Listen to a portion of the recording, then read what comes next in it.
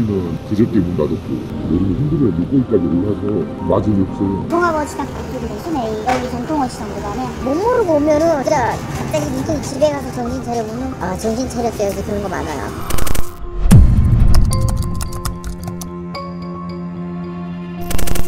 평일 점심시간에 찾은 인천 소래포구 종합어시장.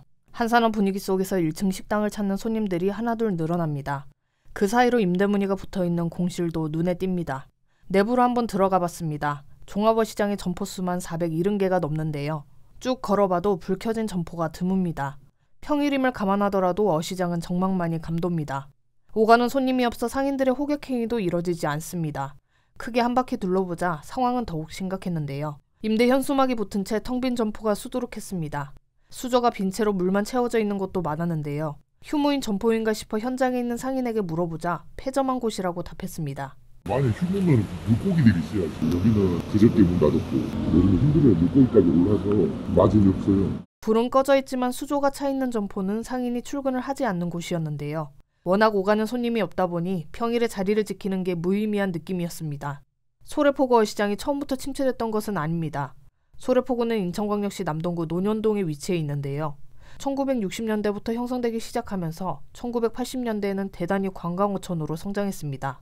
2000년대 전후로는 평일에 1만 5천 명, 주말에는 4만 명이 찾을 정도로 북적이는 명소였는데요. 기존의 소래 전통 어시장에다 수도권 최대 규모인 소래포구 종합어시장이 개장하면서 관광객 유치에 힘썼습니다. 관광지식 정보 시스템에 따르면 2012년 소래포구를 찾은 방문객은 에버랜드보다 높은 845만 명이었는데요. 수도권 1위를 차지하며 엄청난 규모로 성장했죠. 하지만 소래포구 종합어시장은 언젠가부터 K바가지의 원조가 됐습니다. 종합어시장에서 벌어진 각종 논란이 많았는데요. 대게 2마리를 37만 원에 판매하거나 가격표에 광어 1kg당 4만 원이라고 적어두고 5만 원에 넘기는 행위가 이어지기도 했습니다. 심지어 상인에게 꽃게 가격을 묻자 사지도 않으면서 처음 물어보기는 이라고 막말을 한 사실이 알려지며 분노를 사기도 했는데요. 아울러 저울 조작, 수산물 바꿔치기 등 잘못된 성술이 끊이지 않으면서 소래포구 전체 이미지가 실추됐습니다. 커뮤니티 글에서도 소래포구 어시장에 대한 이미지가 좋지 않은 것을 알 수 있었는데요. 소래포구에 믿고 갈 만한 곳을 추천해달라는 글에 인천 사는데 소래포구는 안 가요. 소래포구에는 안 좋은 기억뿐이다 등 부정적인 댓글이 전부였습니다. 이용하기 좋은 손님을 낮잡아 부르는 일명 호갱이라고 하죠. 호갱이 될까봐 소래포구를 찾는 손님들의 발길이 뚝 끊긴 겁니다. 종합어시장 쪽으로 순회 여기 전통어시장보다는 다 이쪽으로 오자. 못 모르고 오면은 진짜 갑자기 민통이 집에 가서 정신 차려보면 아 정신 차렸어요. 그래서 그런 거 많아요. 각종 논란으로 돌아선 민심이 회복할 기미가 보이지 않자 상인들은 석고대죄를 하기도 했는데요. 2023년에 상인 100여 명이 모여 바가지를 안 씌우겠다고 시민들에게 사과를 했습니다. 하지만 현실은 다시 바가지 엔딩이었습니다. 관할구청인 인천 남동구청이 지난해 현장 점검을 벌인 결과 실제 무게와 표시되는 무게가 다른 저울에 대한 개선 명령이 61건이나 내려졌습니다. 상인들이 큰절하며 사과했지만 다음 해에 다시 논란이 일어난 겁니다. 오늘 찾은 현장에 이를 만회하려는 모습들이 보였습니다. 어시장의 공식 바구니에 대한 안내문이나 저울을 설치해두기도 했고요. 회 가격을 정찰제로 시행하고 있었습니다. 광어가 킬로그램당 3만 원대였는데요. 하지만 손님들이 애초에 1층에서 횟감을 구매하지 않으니 위층 식당들도 발걸음이 뚝 끊긴 상태였습니다. 2층에 올라가자 공실인 가게들을 쉽게 볼 수 있었습니다. 네이버 부동산에 올라온 매물을 보면 전용 264제곱미터 상가가 매매 13억 5천만 원, 임차로는 보증금 5천만 원에 월세 500만 원 수준이었습니다. 대규모 어시장 건물이 망해버리자 인근 상권도 침체된 분위기입니다. 식당가는 물론이고 종합어시장에서 100m 떨어진 오피스텔 상가에도 공실이 심각한 상황이었습니다.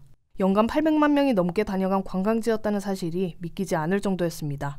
종합어시장은 상설시장이기에 구청이 소유한 전통어시장만큼 관리하기는 어렵다는 지적도 있었는데요. 그렇다면 전통어시장을 찾는 손님은 많을까? 직접 찾아가 봤습니다. 2017년 화재로 인해 점포 상당수가 불에 타면서 손실이 컸는데요. 현재 새 단장 후 다시 문을 열고 운영 중입니다.